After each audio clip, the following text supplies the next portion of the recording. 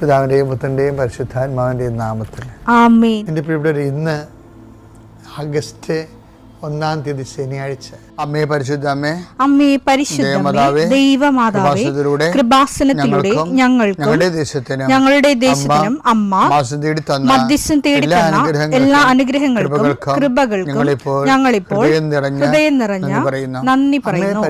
അമ്മേ പരിശുദ്ധമേ, ദൈവമാതാവേ, 2004 ഡിസംബർ 7 ഉച്ചകഴിഞ്ഞ് 2:30 കൃപാസനത്തിൽ സംഭവിച്ച അമ്മയുടെ പ്രത്യക്ഷപ്പെടലിനെ കുറിച്ച് തിരുസഭയ്ക്ക് സമർപ്പിച്ചിരിക്കുന്ന പഠനരേഖകളുടെ മേൽ സഭാത്മകമായ പഠനം ആരംഭിക്കുവാൻ ഞങ്ങൾ പ്രാർത്ഥിക്കുന്നു. അമ്മേ പരിശുദ്ധമേ, ഭൂസ്വർലോകങ്ങളുടെ രാജ്ഞിയായ അങ്ങേയ്ക്ക് ഭൗമസംരക്ഷണത്തിനായി പ്രപഞ്ചപ്രകൃതിയെ തന്നെ തിരുസഭ പ്രതിഷ്ഠിക്കുവാൻ ഈ പ്രത്യക്ഷീകരണം വഴി ഇടയാക്കണമേ. പരിശുദ്ധമേ, ജപമാല മാതാവേ, സകല കൃപാസനം പ്രാർത്ഥനയോടും ചേർത്ത് ഞങ്ങളിപ്പോൾ പ്രാർത്ഥിക്കുന്ന ഈ കുടുംബത്തിന്റെ പ്രത്യേക നിയോഗം പറ മക്കളെ.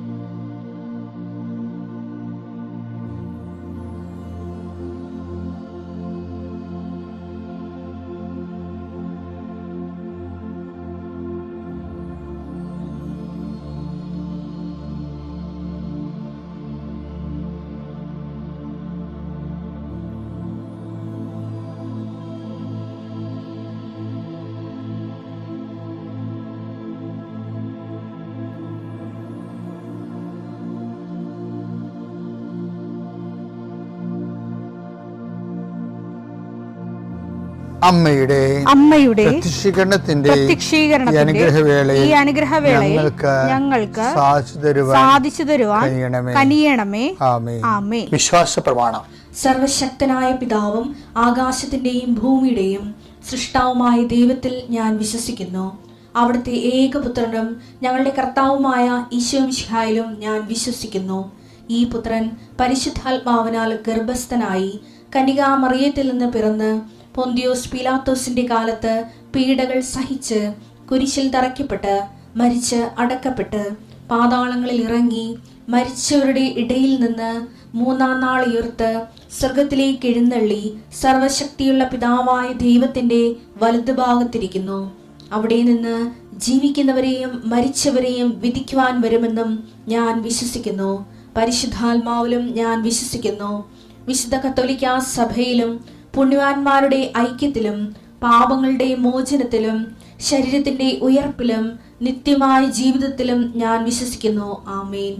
സുഖസ്ഥനായ ഞങ്ങളുടെ പിതാവേ, അങ്ങയുടെ നാമം പൂജിതമാകണമേ. അങ്ങയുടെ രാജ്യം വരണമേ. അങ്ങയുടെ തിരുമനസ് സ്വർഗത്തിലെ പോലെ ഭൂമിയിലും ആകണമേ. അന്നു വേണ്ടുന്ന ആഹാരം ഇന്ന് ഞങ്ങൾക്ക് തരണമേ. ഞങ്ങളോട് തെറ്റ് ചെയ്യുന്നവരോട് ഞങ്ങൾ ക്ഷമിക്കുന്നത് പോലെ ഞങ്ങളുടെ തെറ്റുകൾ ഞങ്ങളോടും ക്ഷമിക്കണമേ. ഞങ്ങളെ പ്രലോഭനത്തിൽ ഉൾപ്പെടുത്തരുതേ, തിന്മയിൽ ഞങ്ങൾ രക്ഷിക്കണമേ. ആമേൻ. നന്മ നിറഞ്ഞ മറിയമേ, സ്വസ്തി. കർത്താവ് അങ്ങയുടെ കൂടെ സ്ത്രീകളിൽ അങ്ങ് അനുഗ്രഹിക്കപ്പെട്ടവളാകുന്നു. അങ്ങയുടെ ഉദരത്തിൻ ഫലമായി ഈശോ അനുഗ്രഹിക്കപ്പെട്ടവനാകുന്നു. പരിശുദ്ധ മറിയമേ, തമ്പുരാന്റെ അമ്മേ, പാപികളായ ഞങ്ങൾക്ക് വേണ്ടി ഇപ്പോഴും ഞങ്ങളുടെ മരണസമയത്തും തമ്പുരാനോട് അപേക്ഷിക്കണമേ. ആമേൻ.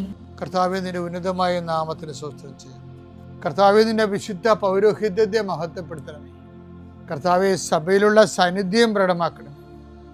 40 വർഷം ഞാൻ അർപ്പിച്ച കൃപാന്റെ യുഗതിയാണ്. കൃപാസ്ഥാനത്താറെ ജീവനോടെ പ്രത്യക്ഷപ്പെട്ട മാതാവിന്റെ മാധ്യസ്ഥ ഇന്ന് ഉത്തരവാദിത്തങ്ങളിലേക്ക് പോകുന്ന എല്ലാവരെയും ഞാൻ ഈശ്വരനാമത്തെ ആശ്രയിക്കുന്നു.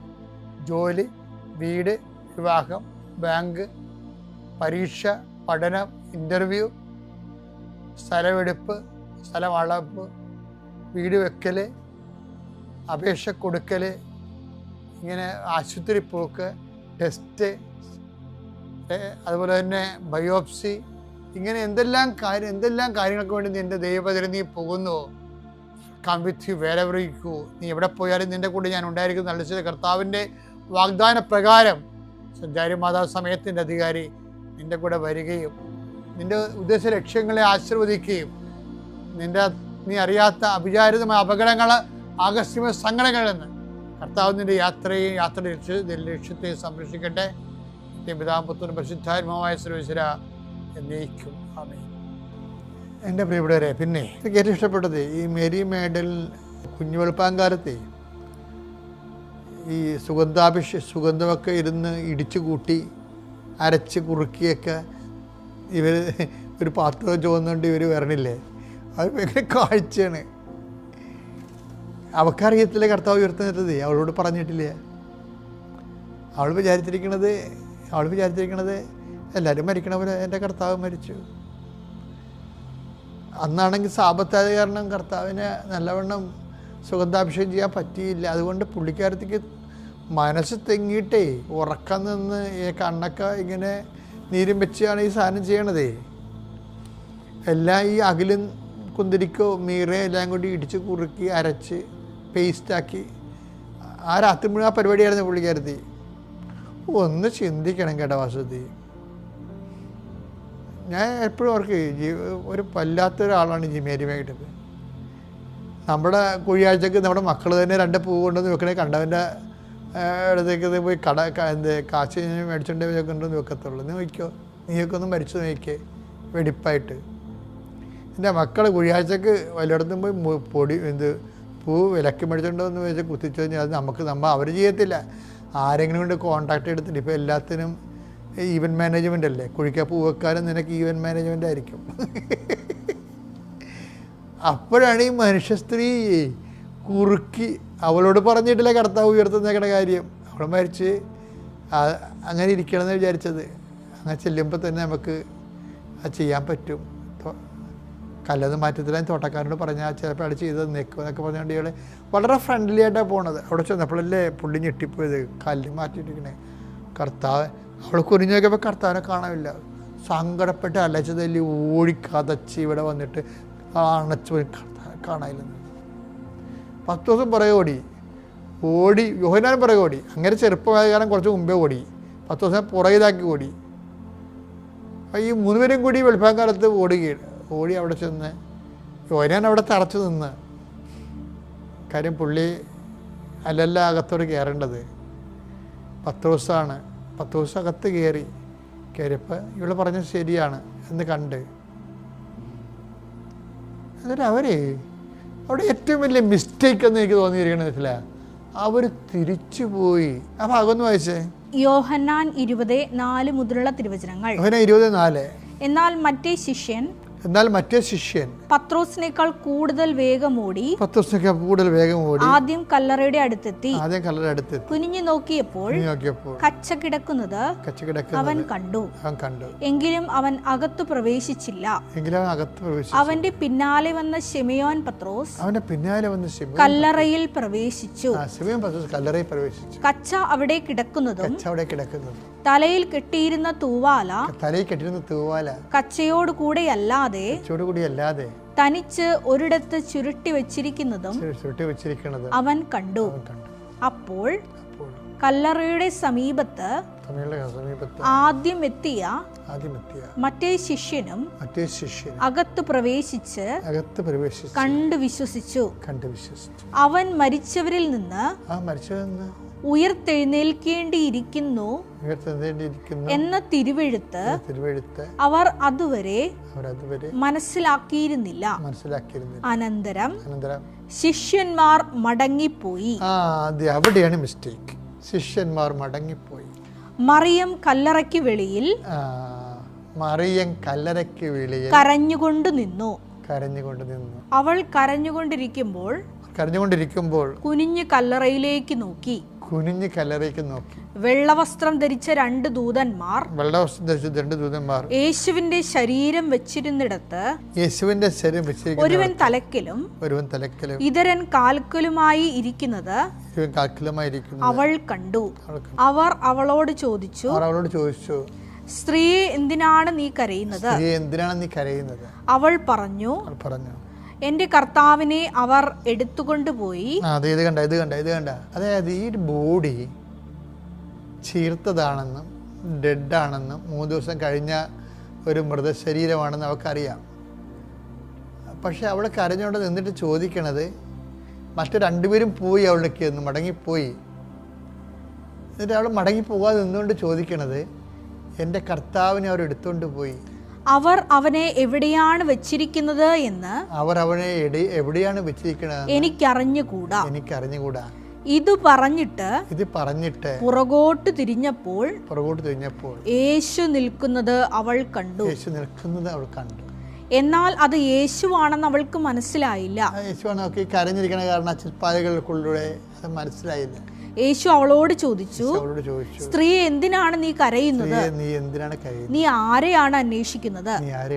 അത് തോട്ടക്കാരനാണെന്ന് വിചാരിച്ച് അവൾ പറഞ്ഞു, പ്രഭോ, അങ്ങ് അവനെ എടുത്തുകൊണ്ട് പോയെങ്കിൽ എവിടെ വെച്ചു എന്ന് എന്നോട് പറയുക, ഞാൻ അവനെ എടുത്തുകൊണ്ട് പോയിക്കൊള്ളാം. ഇതാണ് സംഭവം. ഇതിനേക്കാൾ വലിയൊരു സാക്ഷ്യമില്ല. കർത്താവിൻ്റെ ശരീരം 70 കിലോയാണ്, 140 റാത്തല്. ഈ റാത്തല് ഇങ്ങനെ ചീർത്തിരിക്കുന്ന ശരീരം അവൾക്കറിയത്തില്ലല്ലോ കർത്താവ് ഉയർത്തി നിൽക്കുന്ന. അവൾ പറഞ്ഞിട്ടുമില്ല. അത് കേട്ട ആൾക്കാരുണ്ട്.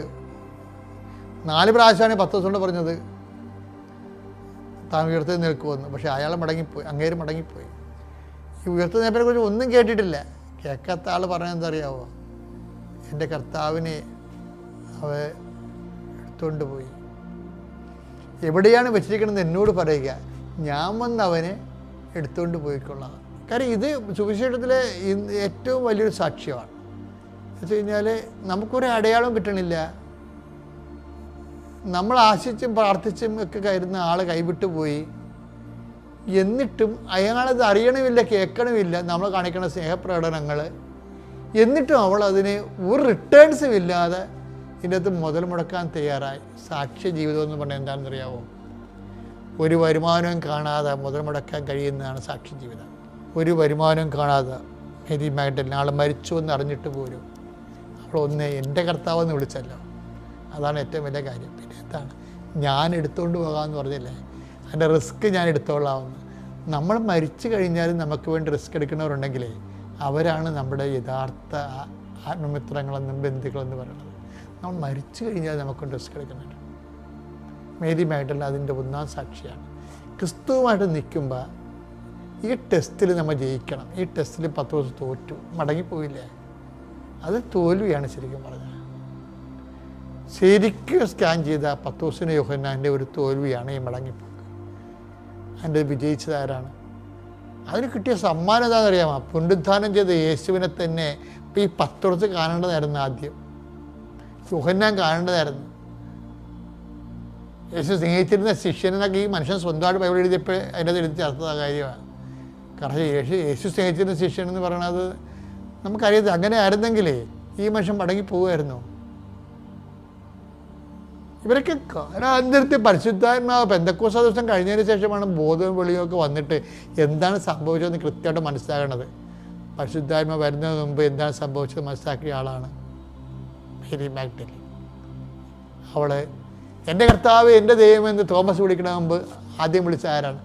എൻ്റെ കർത്താവിനെ എടുത്തുകൊണ്ട് പോകുന്ന മേരി മാഗ്ഡലിനാണ്. അപ്പോസ്തലനേക്കാൾ വലിയ സാക്ഷ്യമാകാൻ നമുക്ക് കഴിയും. ഓർക്കുക, പിതാവിൻ്റെയും പുത്രൻ്റെയും പരിശുദ്ധാത്മാവിൻ്റെ നാമത്തിൽ.